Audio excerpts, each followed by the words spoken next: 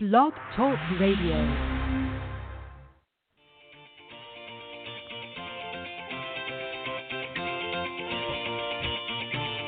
Good morning, everyone. Welcome to the Women of Golf Show. I'm Ted Odorico, and joining me is LPGA professional Cindy Miller, and we are your hosts. We're broadcasting live every Tuesday morning from 9 to 10 a.m. Eastern here on the blogtalkradio.com network, bringing you some of the best golfers, teacher professionals, and entrepreneurs helping to elevate women's golf. We're so glad you decided to join us this morning, so grab your coffee and let's get started.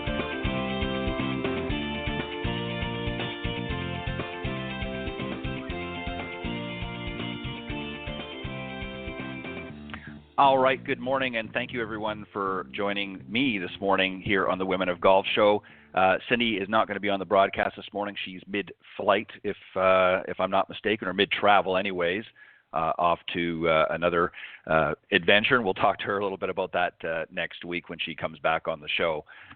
So it'll just be me with my very special guest this morning, Lauren Coughlin, who is competing in this past weekend's Symetra Tour event, the SKYiGolf Championship. We're going to talk to her a little bit about that and more when she joins me here. But thanks, everybody, again, for joining us here on the Women of Golf Show. Just a couple of quick reminders. Of course, you can find us every week here on the blogtalkradio.com network. We air live every Tuesday morning from 9 to 10 a.m. Eastern, unless otherwise indicated. And at the end of the show, you'll hear some other great ways, in addition to joining us here, that you can listen to the broadcast when it's convenient for you on some other different social media platforms. So make sure you stick out till the end of the broadcast, and you'll hear some other great ways, and also some other ways that you can reach out to both Cindy and I if you have any comments or questions about the program, or maybe you know somebody in the golf profession that you would love to have on the broadcast as a special guest. By all means, feel free to reach out through those contact and we'll be more than happy to make arrangements to get them on. As I mentioned, I'm going to be joined this morning by a young lady. Actually, again, she was on last year. I believe it was around August. She was the winner at that time of the PHC Classic on the Symetra Tour. And let me tell you just a little bit about her, and then I will bring her on the broadcast here. Of course, her name is Lauren Coughlin. She's a 26-year-old native of Charlottesville, Virginia, also a graduate of the University of Virginia. And she competes primarily on last year she competed primarily on the LPGA in 2018. She's a two-time All-ACC selection who won the 2017 ACC individual title to capture the ACC Player of the Year honors. As I mentioned, she was a first-time winner on the Symetra Tour in 2018 at the PHC Classic, which also earned her an exemption into the Evian Championship. So let me welcome our very special guest this morning, Lauren Coughlin. Good morning, Lauren. Hey there. How are you? How's it going? Good. How are you? I'm doing very well. As I was just mentioning to the listeners, you were actually on with us. I think it was August last year. Was that when the PHC Classic was playing? I think it was August of last year, wasn't it? Yeah, it was like the beginning of August, I think. When I won the Milwaukee event. Mm-hmm.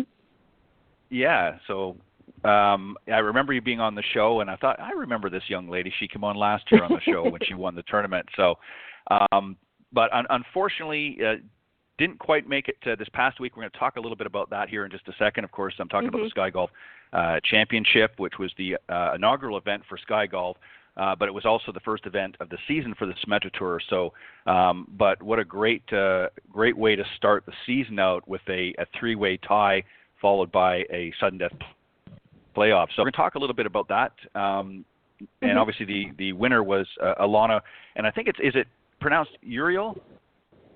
I think so. I'm not 100% sure on that one. Okay. I think it's Uriel.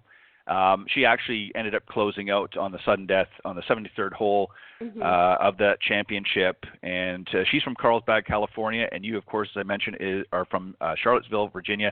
And then there was another young lady also. There was three of you, Julieta Granada, who was from Paraguay. She was also in there with you. So tell us a little bit about, let's go back earlier in the tournament a little bit.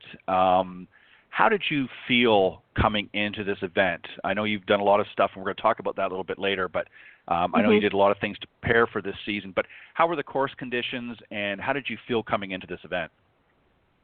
Yeah, the course conditions were really nice. They got the greens rolling really pretty quick, actually, compared to what I played on Monday. And the fairways were rolling as well. I had been in Houston and Charlottesville kind of for the past 2-3 months, and they've been getting so much rain. So it was nice to finally get some roll on my drives and not hit and end up right where I landed.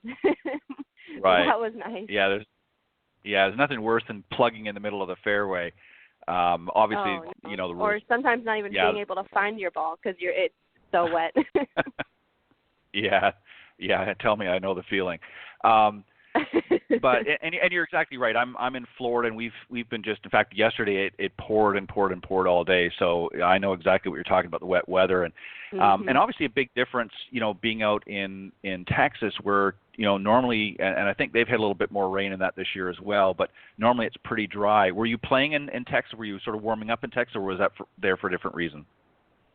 Yeah, so I went there for the last 2 weeks. My parents live there, and I have a great course that the Woodlands Country Club lets me come out and practice at their courses when I'm in town. And so, yeah, I was going there just kind of getting out of Virginia because although Virginia was getting just as much rain as Houston was, at least when the days it wasn't raining, it was like 70 degrees in Houston and not like freezing like it was in Virginia. Right. So I was able to, you know, hit golf balls on mats and stuff when I was in Virginia, but it was nice to be able to actually hit off grass and put on some really nice greens and kind of just get playing, which is what I wasn't able to do while I was in Virginia. So yeah, it was in preparation for the season starting, just kind of getting 2 weeks, two really good weeks of practice in. Yeah, and it's nice to visit with your parents and that before you sort of kick the season off, to get some family time in as well. I mean, that's incredibly important. And I don't know what your time is like this morning, but if you're able to, Lauren, I would love for you to stick past a little bit longer if you're able to. And if you're not, that's not a problem. I know you've got probably things you have to do, but I would love, because there's a couple things I want to talk to you about sort of after we talk about the tournament and things like that. So obviously your performance at Charlotte Harbor National Golf Club, which is where the tournament this past weekend, and that's at Bobcat Trail in Florida. And as I said, you were one of the runner-ups in the tournament. Were you leading at any point through the tournament, or obviously you were very close to the top? What was your position for most of the tournament? Most of the tournament I think I started my fourth round and tied for ninth. I was about 2 shots back. And I think about 10 holes in, I think I got tied for the lead. but then Alana and Julieta and them kind of, I think, had some more birdies and stuff coming in. So I get to the 15th hole, and I see the scoreboard, and I'm 2 shots back again. And I go 15, parred 17, birdied 15, parred 16, birdied 17, and then eagled 18 to get a 1-shot lead. Wow. Very cool. Yeah. And obviously, it always makes it nice to come back.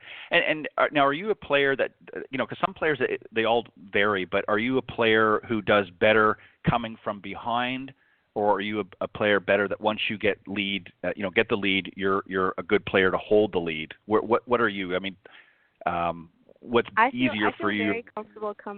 I feel very comfortable coming from behind. I feel like the pressure isn't on me, and I can really play more free.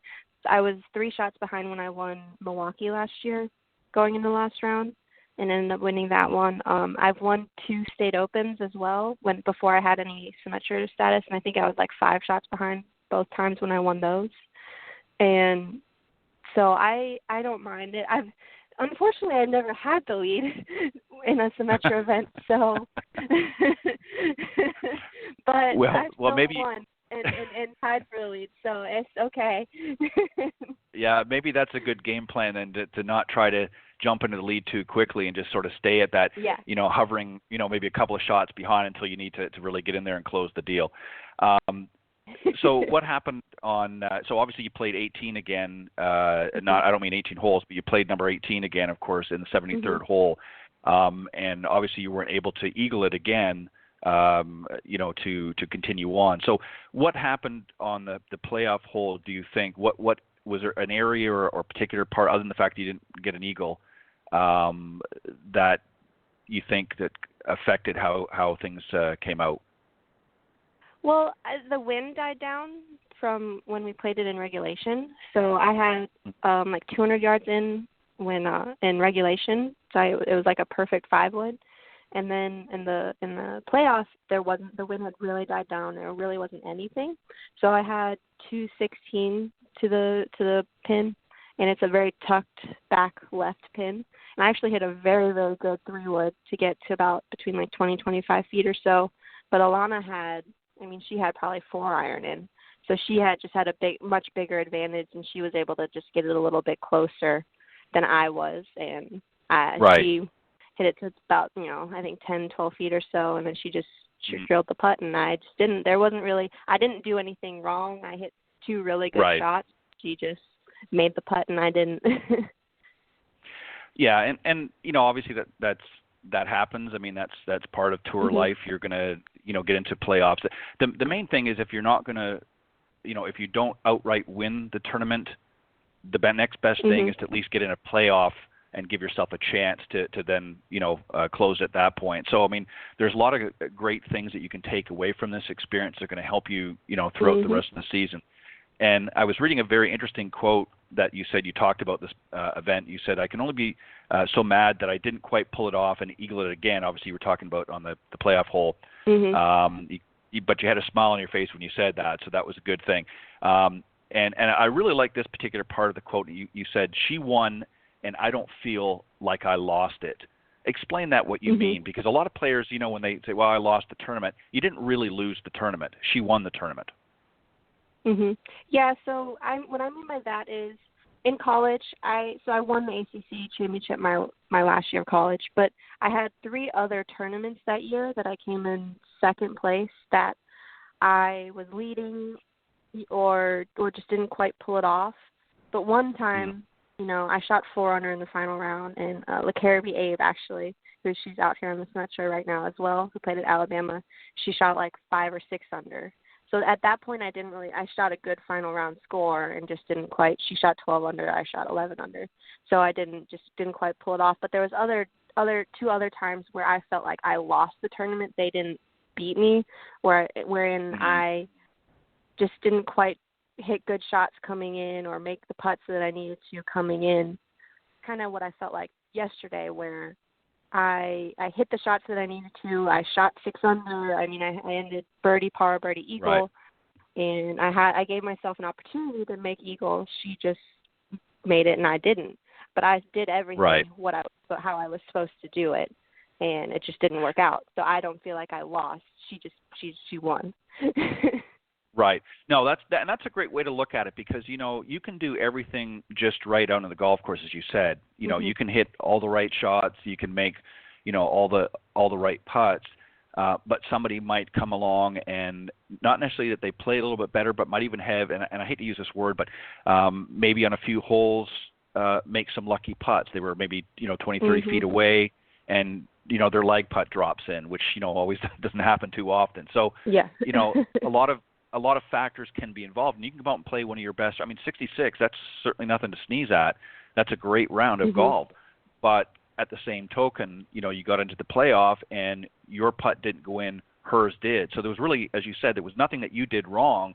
It's just that she happened to have her putt go in, and as I said, yours didn't. So I think that's a great attitude to have, that, not going and looking at, well, you lost the tournament, because obviously you didn't. I mean, technically, yes, you did, but you didn't lose it through your efforts.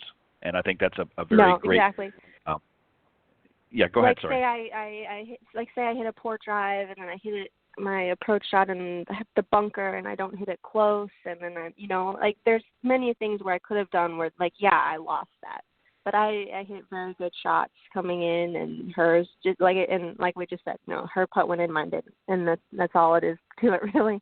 So it was a good effort, and it wasn't like I didn't mess up. I did everything I needed to do, and it just wasn't quite enough. But that's okay. Yeah, and as I said a moment ago, you're going to take this experience, and this is a great way to start the season. I mean, obviously, it would have been a little nicer to actually and ultimately been the winner, but again, you got into a playoff and you gave yourself a very strong chance to be that, and now you can propel yourself through the end of through the rest of the season And also you have a win from last year to help secure that little extra confidence. You know you're able to do it and get things done. So, there's no doubt, there's no issues.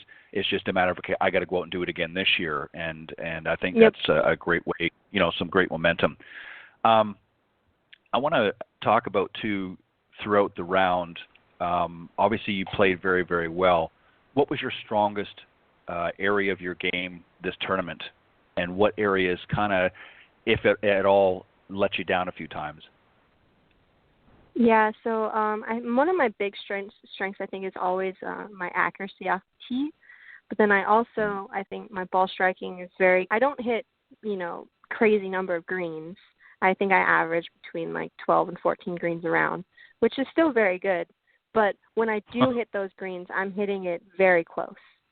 I very rarely, and so I'm giving myself a lot of birdie opportunities. But also, I really worked really hard on my putting this year as well, or this off season, and that, to be honest, I think that really was what I only had 1 3-putt in 4 days. I averaged like 27 putts around, something like that, which for me, and then I think my putts per green regulation was like 1.7, which is, if you're winning on tour, you're under 1.7 is what you need to be for your putts per green regulation. So I think probably my ball striking, but I think really what saved me was my putting overall. Something that I need to work on was definitely my wedges. Between like 50 to 90 yards was very bad. Right. Very, very bad.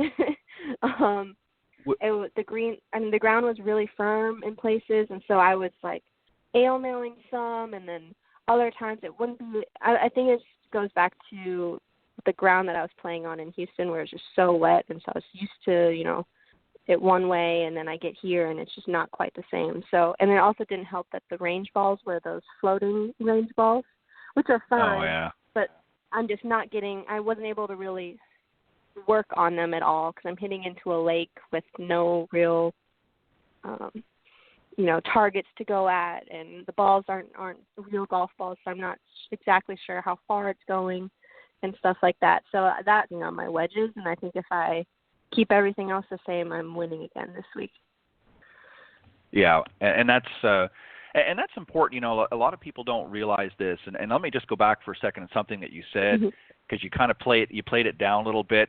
12 to 14 fairways in a round, that's pretty darn good. That's in the high percentile of greens and reg. I mean, you may not see that as a professional, but for the amateurs that probably just gasped listening to that, what do you mean 12 to 14? I'm lucky if I hit 5. They're thinking, what's she talking about here? But that is, obviously as a professional, you want to hit, everyone, but obviously that's not going to happen too often. But 12 to 14 is certainly, nothing to back off of. I think that's a pretty great stat. It's about tour average. So, it's very good, but it could be better, give myself more opportunities to make birdie. Right, exactly. And you got to remember too, that's, this is early in the season. As the season progresses, everything in your game will sort of tighten up a little bit, and you'll obviously have some little glitches along the way, like we all do. But over the season, that number will increase, and the same with your putting and that sort of thing. So it's, I think really to come out the way you did this particular tournament right out from the gate, I think is fantastic. I mean, it's not easy to come from an off season, even if you play a lot of golf, because this is the first tournament of the year, to have that great of a showing in your first event of the season. I mean, a double thumbs up to you, Lauren, for doing that, because that's not an easy task to do coming off season. So now, speaking of off season, I understand you were doing some gym work a little bit more and other things to prep for the season. Give us an idea of some things that you did in the off season besides obviously out practicing your game to get ready. Yeah, so I mean my season ended like first week in November, so I had 4 months of off season, which is the longest I've had since I graduated in 2016. Like I haven't had that much of a break between tournaments in a very, very long time. So I took a lot of time off of golf. definitely get burnt out very easily in it. And so, like, when I'm able to take time off, I, like, won't touch a club for a while. Right. And so I did that. I got back into it starting in January. And then about in between Thanksgiving and Christmas, sometime in there, I just decided that I didn't really like how I looked anymore. Right. I had aches and pains last year that I shouldn't have been having. I was so tired by the end of the season last year. I lost probably a club in distance by the end of the year. There was just a lot of things, and I just kind of decided that I needed to work out. As much as I didn't like doing it, I needed to. And so right in between then, I started doing started doing kickboxing in the beginning, kind of doing some cardio stuff. And then after Christmas and after the New Year, my college coach, Kim Llewellyn, her husband came to me and was like, backstory is he coaches baseball for one of the top private schools in Virginia, private high schools. Mm-hmm. He's assistant coach for Miller Baseball, and they're one of the best ones in the state. And he's very into training athletes. And so he came to me and was like, I can help you if you want. And so I started working out with him 3 times a week, while also doing cardio 3 other times a week. I started lifting is what I started doing.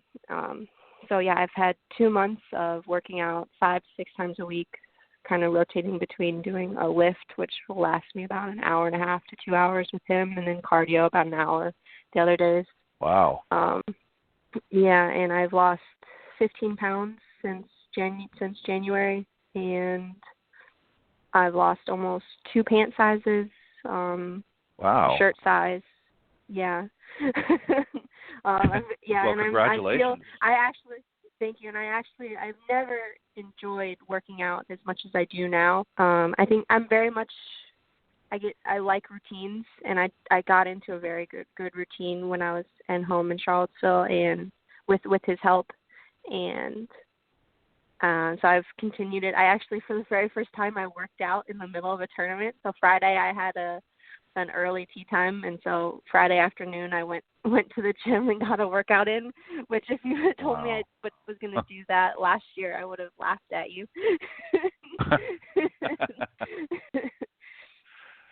So, it's just been a complete mindset shift. Yeah. Well, you know what, and just for the benefit of the listeners, let me just say this. It's not easy. People, when they think, a lot of people think of golf and they say, well, it's not really that physically demanding. And so I don't understand why, we're seeing all these young guns, if you will, coming up, and they're all very, athletic and so forth. But the truth of the matter is it takes a lot of stamina, especially if you're playing 3 or 4, rounds of tournaments. It's not like, our weekend golfers that maybe go out and play once on the weekend and they're lucky if they play next weekend. You're playing on average, 3, again, sometimes 4, depending on the tournament, in a row. And practicing on top of that, now you got to throw some sort of a workout routine in there as well to sort of keep things going. So that's not an easy task to do. And obviously that's something, as you mentioned a few moments ago, towards the end of last season, you were kind of feeling, well, I'm out of gas. I'm just not feeling good. I'm kind of achy. I got to do something about that. And obviously that was smart on your part to recognize that, because there's a lot that out there that don't, and they end up, that's when you become more susceptible to injury. So what do you think was the deciding factor for you? I mean, you just weren't feeling well. Was that pretty much the motivation, said, I got to do something and make some changes? Yeah, I think the big thing was feeling how tired I got towards the end of the year and how much distance I lost. Where, I did play, and people need to understand. So yes, my first tournament was in January, but really the brunt of our schedule is from March until about October. And I played in 20 tournaments between March and October, which is a lot of golf. I'm playing, and I didn't make many cuts, so even then I was still so tired, and you're lots of travel, and it just wears on you. And, I was my back was hurting, and my knee was bothering me off and on, and it was just like things that but I never did anything to hurt them. So it was just my body was just not happy with what I was doing essentially, and my knee was just all of a sudden my knee, I couldn't bend down to read a putt and get back up, but there was nothing that I did.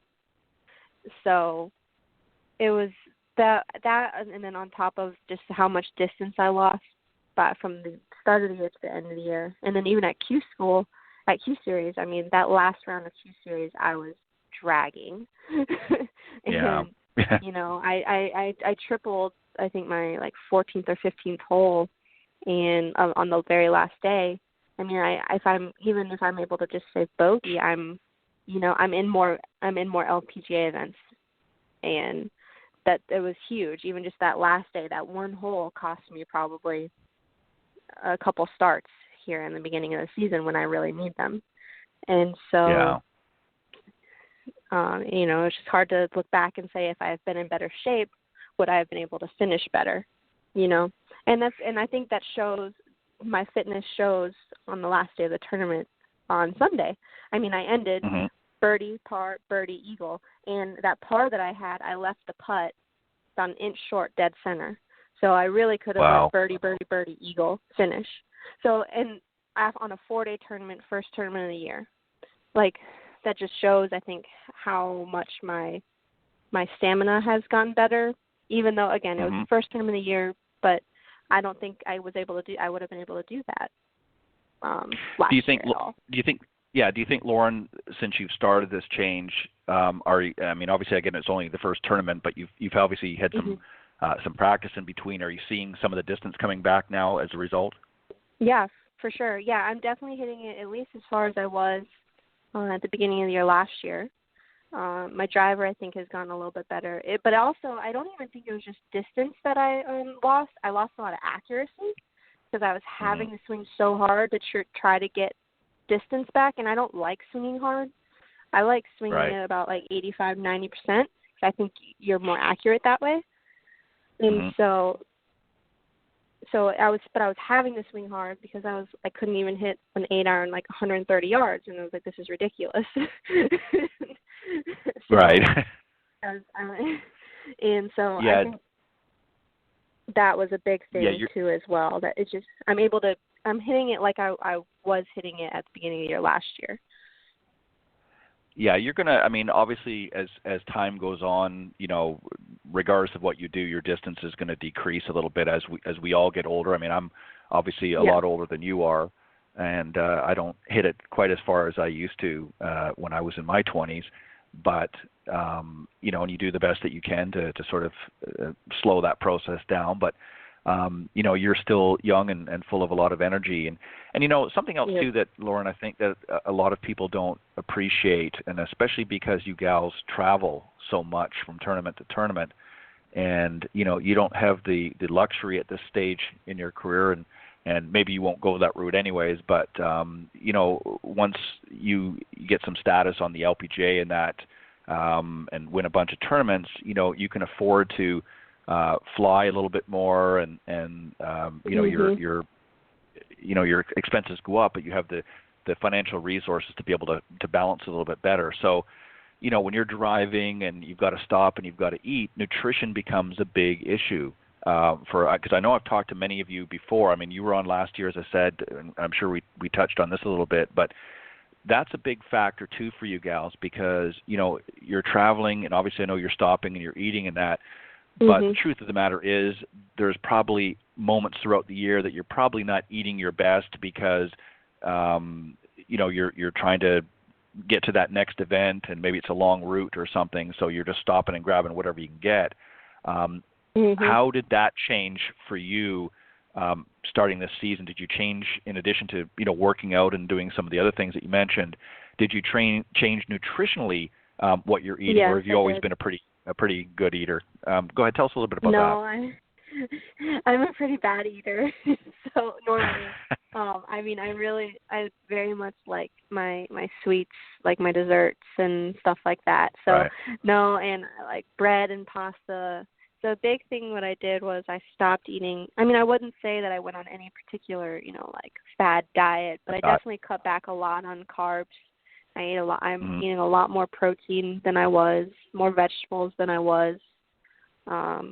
It was nice this week. My grandmother lives 25 minutes from Charlotte Harbor, so I was able to stay at home with her and cook with her, or either she'd cook or I'd cook, and she'd make, I was able to make breakfast every morning and have dinner with her every night, and so that helped a lot. I'm eating more on the course than I was before as well, but I would say I ate a little bit more carbs than I would have if I was just at home, just because I need the carbs when I'm out on the golf course to keep me going. But the big thing was I cut out soda, no sweets, sugar.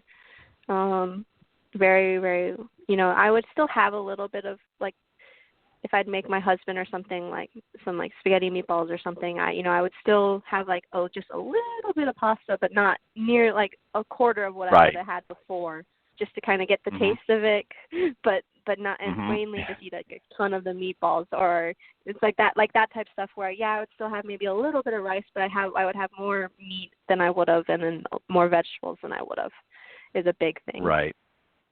Yeah, I can tell you from personal experience. I tried fasting a little bit as well, like intermittent fasting. Oh, really? Like not eating before like noon and stuff like that. Yeah, and then once you do once you eat afternoon, you just eat a lot of protein, and that has worked as well. I enjoyed doing that. Huh. Very interesting. What I was going to say was, talking about the pasta.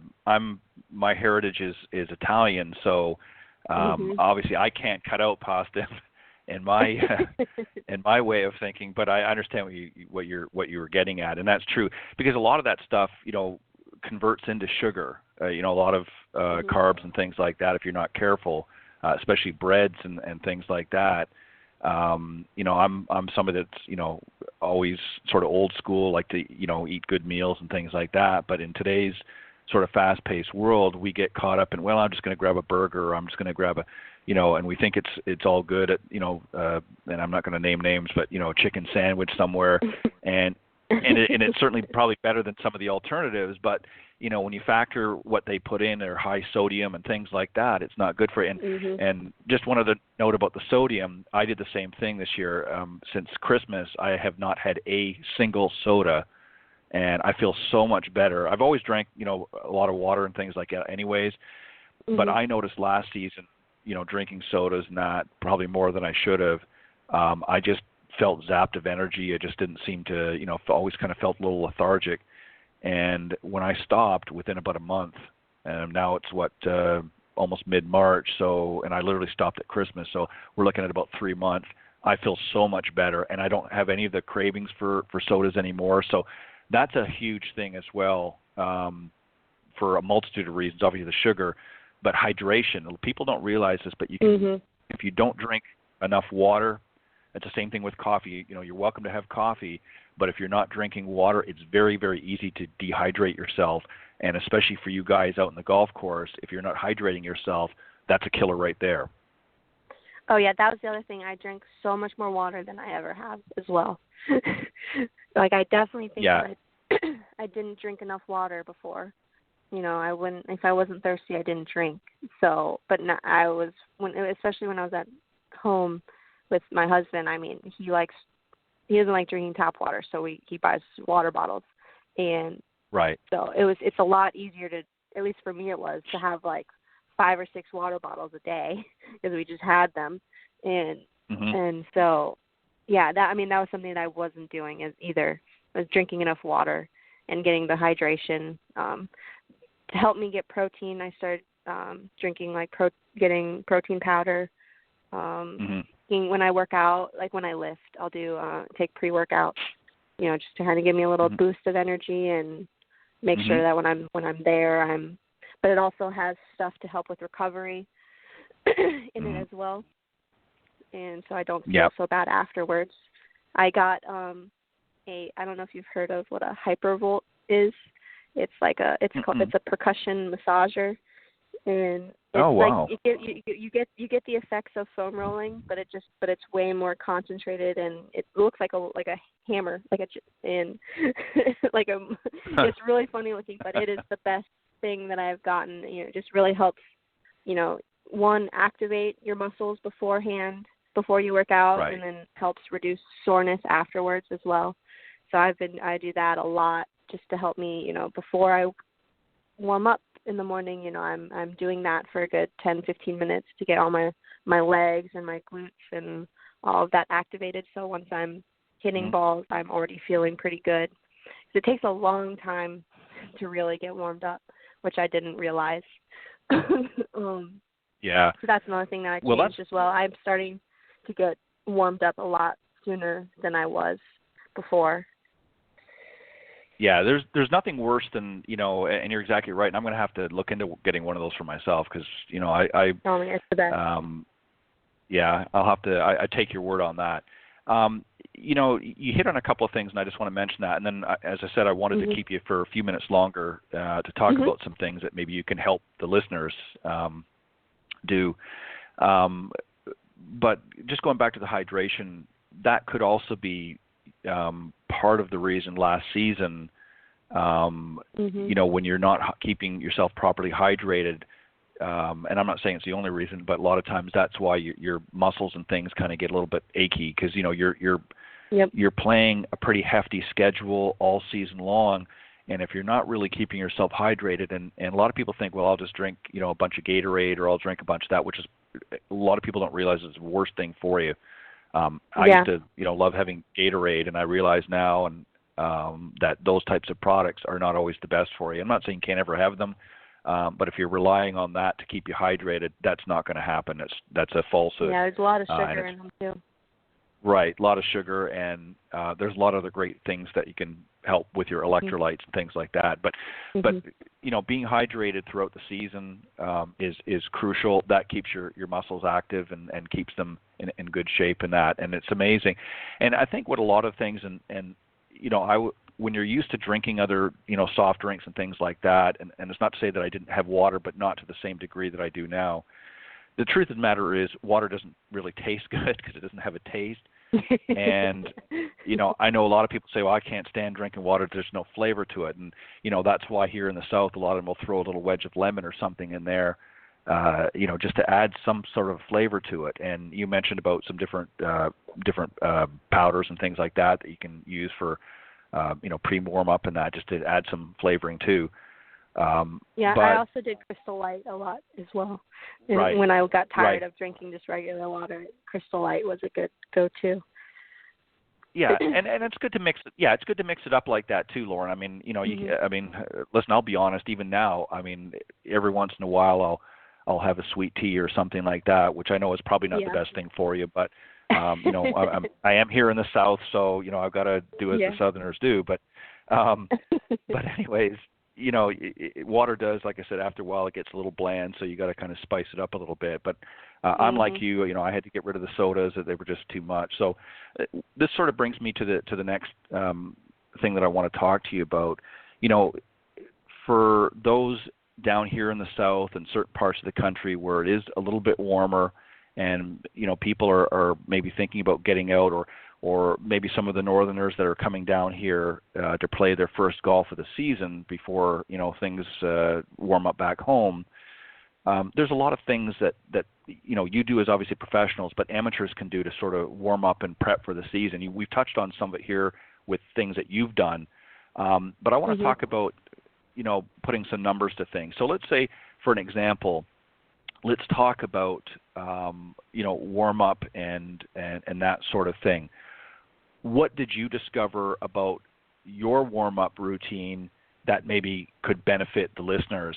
Now, obviously, they're not going to go to the same level that you are because you're playing it on the professional stage. But what are some tips that you could say, okay, here, if you're going to go out and play this season and you want to play your best golf, this is at the very bare minimum what you need to be doing before you go out and hit your first shot on the golf course? Yeah, one thing that I really found that I really liked that helps get me jump started is I actually walk on the treadmill for about 10 minutes before I start. You don't and not at a slow pace, but not at like a crazy walking pace either, but it is to get like your heart rate going, and it gets the blood flowing to all your muscles, and it helps getting, your legs and your glutes and all of that really starting working is one thing that I started as well. So just walking for like 5 to 10 minutes will really help get your muscles going. Another thing that I started doing was stretching a little bit to get warmed up as well. A good thing is to do some walking lunges, which aren't too difficult to do, because those get the legs and the glutes as well. That's the big thing for me, is getting my legs firing and my glutes firing, so my back doesn't take on all of the brunt of when I'm swinging. So at least for me, it's my low back that bothers me when I'm not properly warmed up.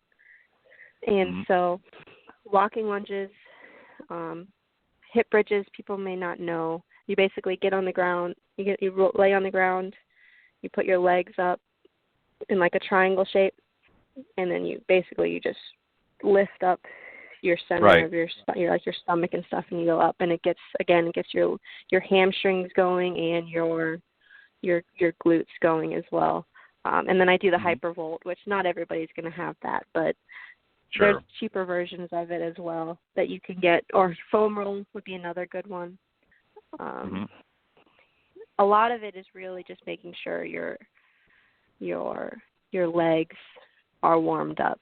And then also your shoulders. I do some stretching on my shoulders as well to get them loosened up. Nothing crazy. It's usually just like I go to a wall and, just work them out until they feel loose.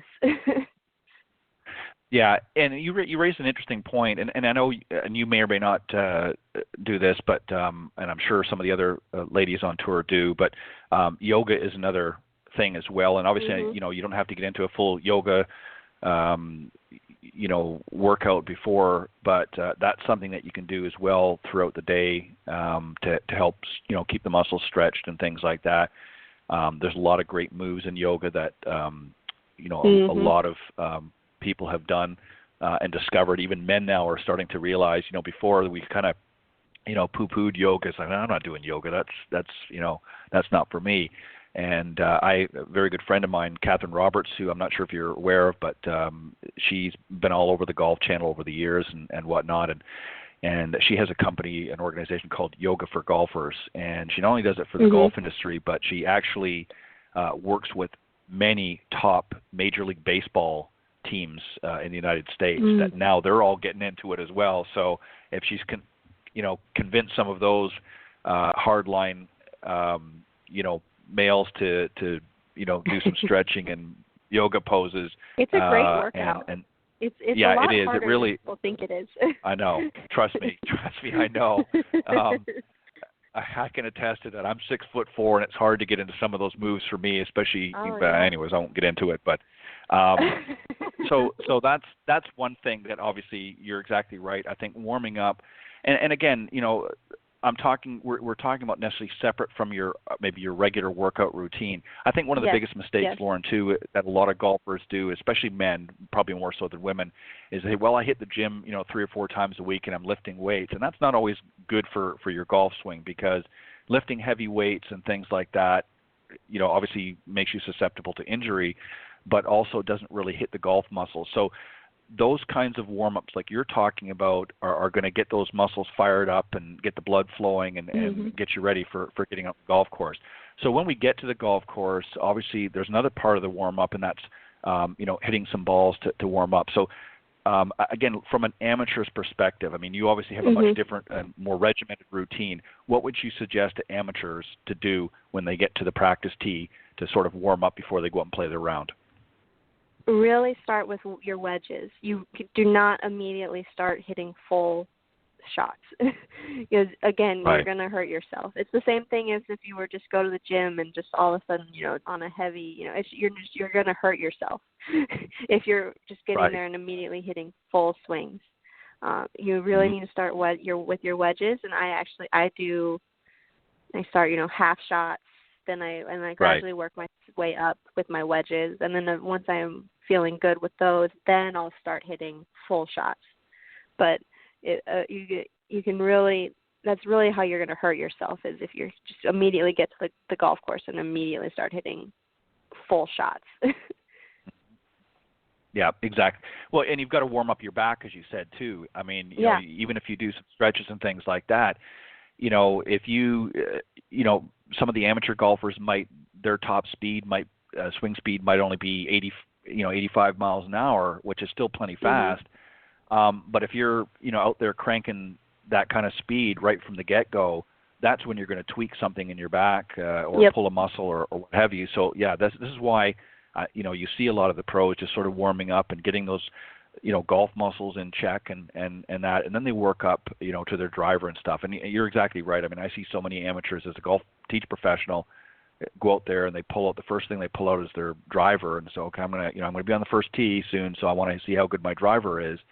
And then they get to the first tee and they wonder why their back's kind of twitching a little bit, and because they didn't warm up properly. So those are some great tips. Start with your wedges, just some easy, maybe quarter to half wedge, just to get warmed up for a little bit, and then you're going to progress up through the clubs, obviously, as time goes on. But what would you say would be a reasonable, and again, given the fact that a lot of amateurs don't have the same time that you do to dedicate to the game, what would be, in your mind, a reasonable amount of time before playing around to get there and give yourself adequate time to practice, before you play? What should they, allow themselves? I mean, I think you should give yourself about between an hour, between 30 minutes and an hour, I think is plenty. I mean, you're not going to be doing crazy things like I am. I'm getting there almost 2 hours usually, just to make sure I'm getting warmed up and everything beforehand. But I think anywhere between 30 minutes into an hour, because I feel like a lot of amateurs will get there 20 minutes before their tee time, and they just basically go check in and they go straight to the tee. I know my husband does that, and I'm like, you're being generous, Lauren. Trust me, you're being generous, because I've seen them pull in 10 minutes before their tee time, and they're running. Does that. I'm like, you're supposed to be to the tee 10 minutes before you. I'm like, I don't understand. Right. I guess that's just from my tournament day. I'm ready to. I get to my tee time. Get to the tee 10 minutes before my tee time, even if I'm just going and playing with my dad, I'm ready to go. Right.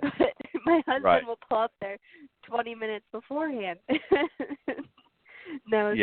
think if you give yourself between 30 minutes to an hour, you have plenty of time to get in, and you have to hit golf balls, and you have to not start out immediately hitting full shots.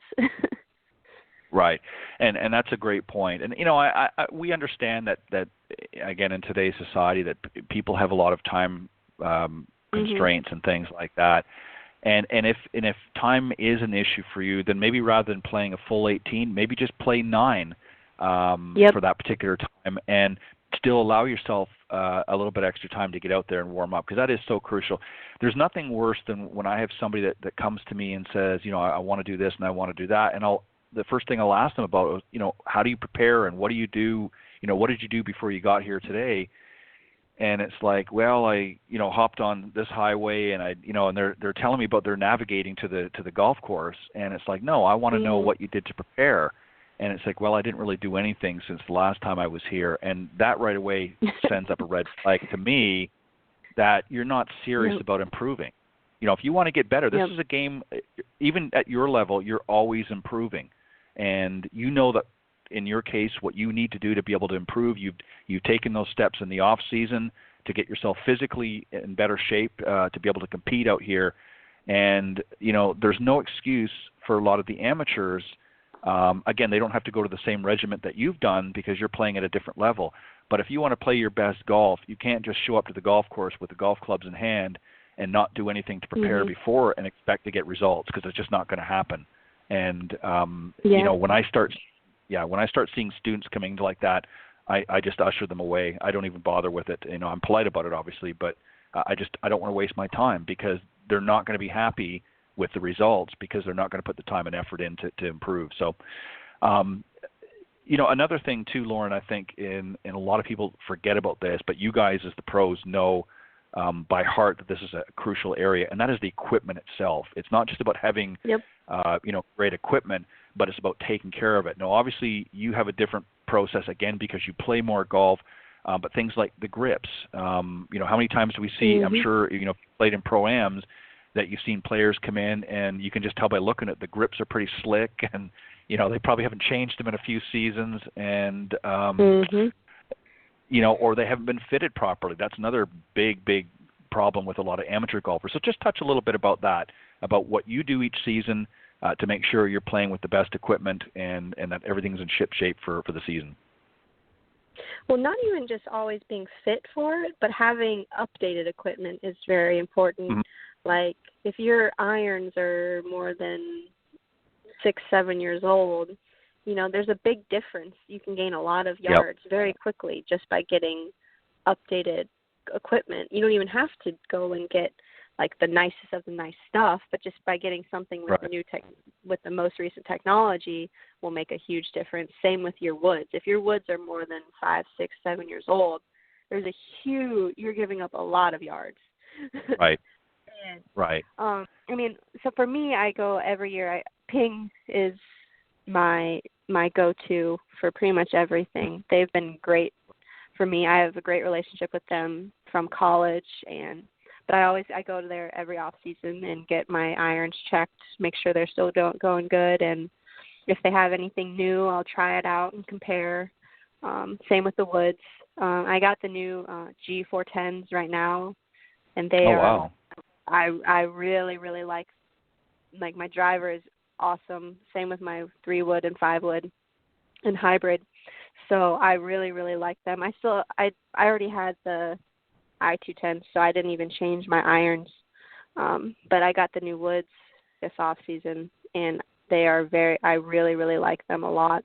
Not that I didn't like the G400, but I think I didn't do a very good job of making sure everything fit me correctly last year. Right. And so my 3-wood was very spinny, and I couldn't control it very well, and I think it was on me just not making sure I had a good enough shaft in it, or I didn't have it on a good setting for me, or whatever. So that made it really hard on par 5s to get my par 5 scoring down because I couldn't keep a 3-wood in play. But or if I would hit it, I would hit it into places where it's hard to make birdie. But really getting custom clubs or getting fit for clubs is very important as well. Mm-hmm. Just because you don't have to compensate in your golf swing. You fit you fit your club to your golf swing. You don't fit your golf swing to a club. Well said.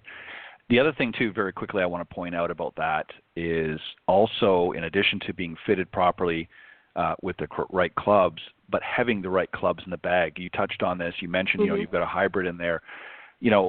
A mistake, and I think amateurs are starting to learn and starting to catch on, but I still see a few out there that have got long irons.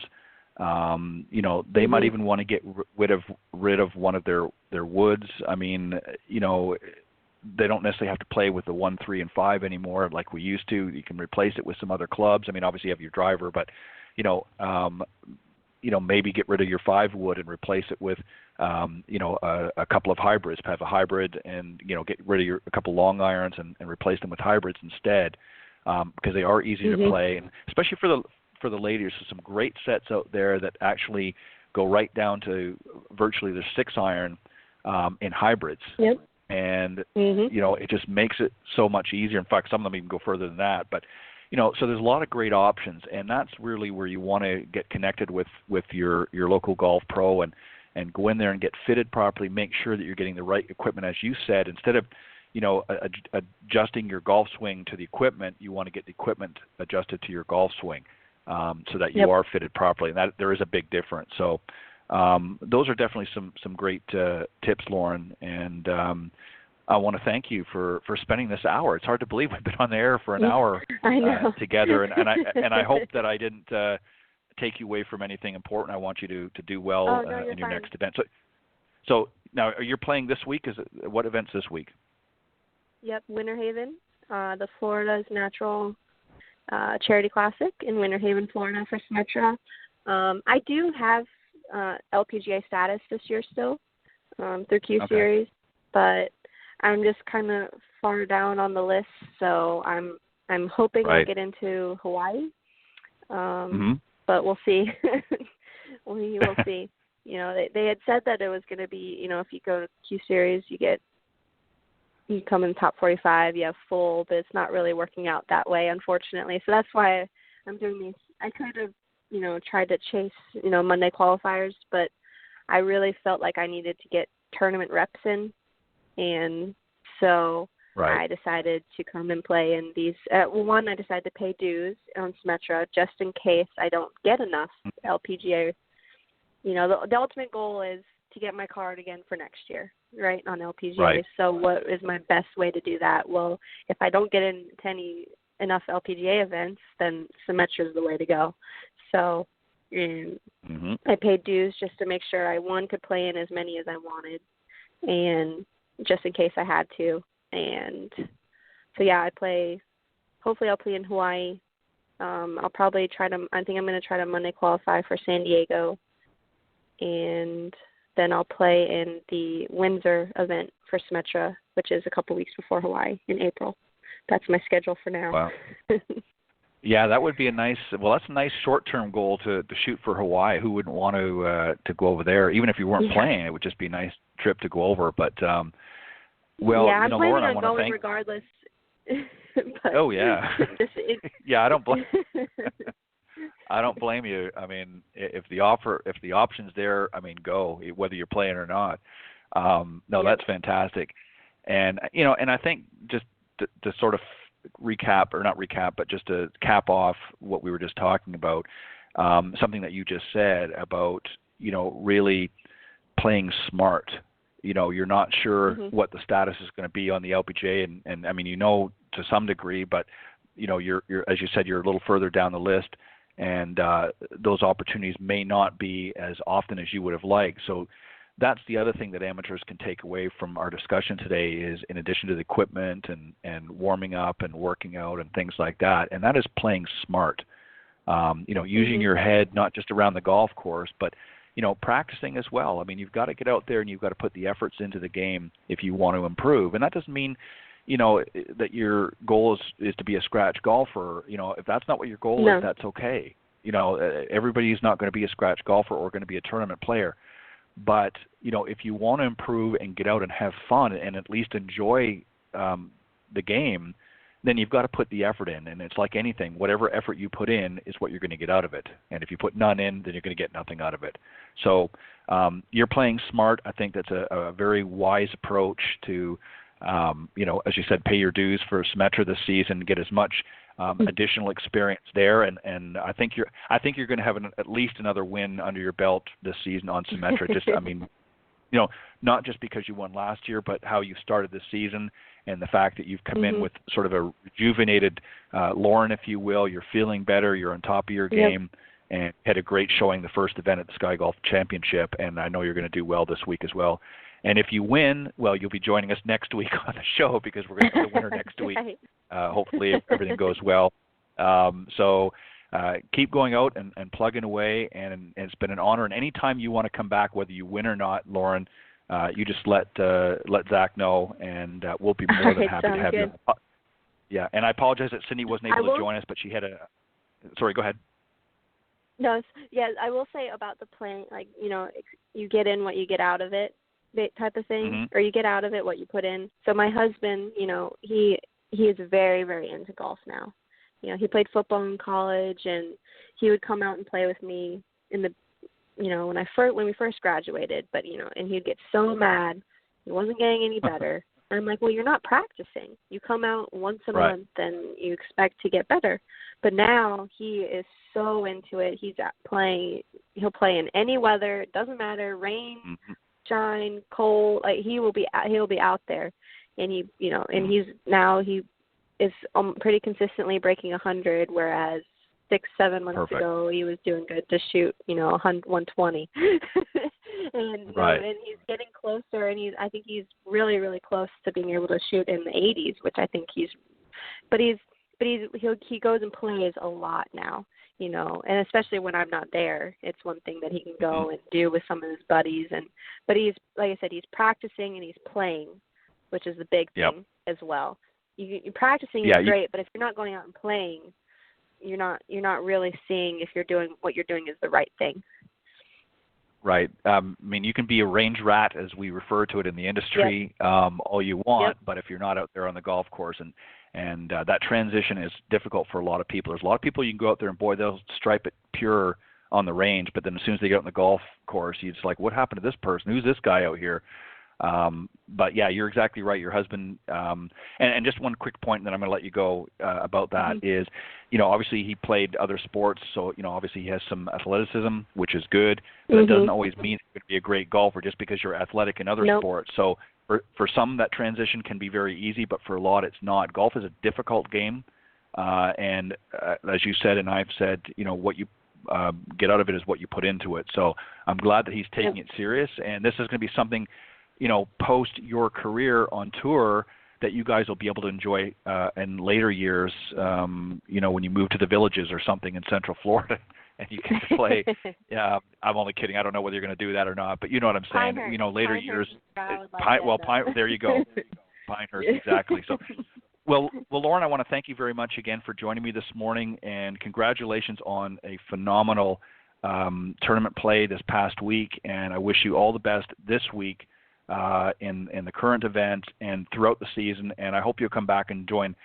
Next time, I hope Cindy will be here with me, but and she sends her apologies that she wasn't able to join us, but she was mid-flight during the show. So, but I hope she'll be on next time because I know she loves to talk with you ladies from the Symetra Tour and that. So, good luck, Lauren, this season. Keep doing all the stuff that you're doing. It sounds like you've got a great formula for a winning season. Thank you very much. Thanks for having me. You're very welcome. Have a great week. Thanks. Bye.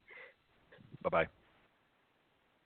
All right, that was this morning's special guest, Lauren Coughlin, runner-up in this past week's Symetra Tour's SKYiGolf Championship, and she's off and running to play another tournament this week in Florida on the Symetra Tour, so we wish her well there, and lots of great tips there. Hope you tuned in, and for those of you that haven't tuned in so far, when you hear this broadcast a little bit later, pay particular attention to some of the tips and some of the information that she gave you on how to play some of your best golf, things that you need to do as an amateur if you want to go out and really get enjoyment out of this game.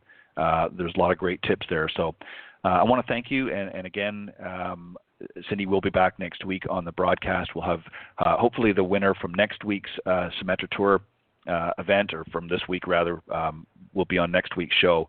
And we want to thank you, as always, for supporting our program, and we'll hope you join us next week here on the Women of Golf Show. God bless everybody, and have a great week.